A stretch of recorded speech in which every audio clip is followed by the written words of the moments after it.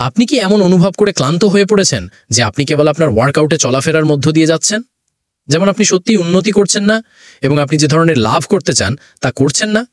এখানে আপনাকে যা করতে হবে, আপনাকে আবর্জনা এড়িয়ে যেতে হবে এবং আপনার লক্ষ্য পূরণ করতে হবে।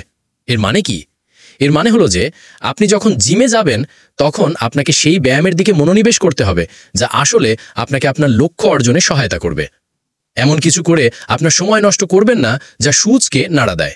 উদাহরণস্বরূপ, যদি আপনার লক্ষ্য পেশি তৈরি করা হয় তাহলে অন্তহীন ক্রাঞ্চ করা বন্ধ করুন এবং স্কোয়াট, ডেডলিফট এবং বেঞ্চ প্রেসের মতো যৌগিক চলাচলে মনোনিবেশ করা শুরু করুন। এই ব্যায়ামগুলি আপনাকে একই সময় পেশি তৈরি করতে এবং চর্বি পোড়াতে সাহায্য করবে।